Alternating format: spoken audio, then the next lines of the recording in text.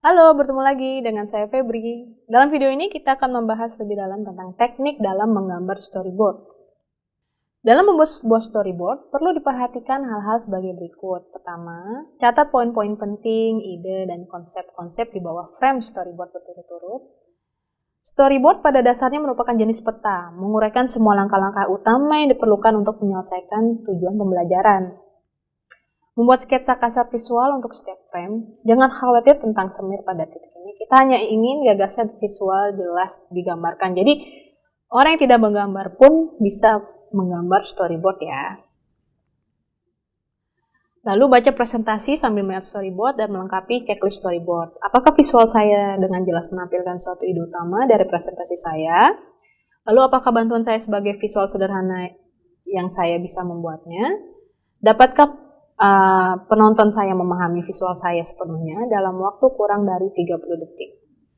Lalu kita juga bisa membuat storyboard di kertas atau perangkat lunak lain, seperti Microsoft Word, Microsoft PowerPoint, dan lain-lain. Saat ini ada juga ya aplikasi untuk membuat storyboard yang memudahkan artis untuk membuat storyboard. Tapi banyak juga membuat storyboard dengan Photoshop. Pembuatan storyboard dilakukan dalam beberapa tahapan. Yang pertama, thumbnail. Tahap paling awal yang dipakai ilustrator yaitu menggambarkan dalam bentuk panel sketsa yang masih sangat sederhana, berisi nomor urut sebagai indeks dan pergerakan kamera atau pergerakan karakter yang diberi simbol anak panah. Lalu yang kedua ada rough pass, yaitu tahapan revisi thumbnail dan panel yang digunakan lebih besar dibanding sebelumnya.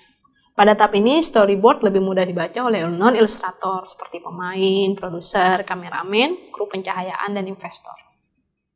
Lalu yang terakhir ada clean up atau final, tahap terakhir yang siap dipakai. Biasanya sudah lengkap dengan narasi, dialog, keterangan, sound effects, dan sebagainya. Lalu selanjutnya yang berhubungan dengan storyboard yaitu tentang aspek rasio ya. Aspek rasio itu adalah ukuran yang berhubungan dengan lebar dan tinggi sebuah layar. Biasanya ini berbeda-beda ya antara standar aspek rasio TV dan film. Jadi rumusnya itu rumus aspek rasio kali tinggi sama dengan lebar. Oke, sekian modul kali ini. Selanjutnya kita akan membahas contoh storyboard ya. Sekian, terima kasih.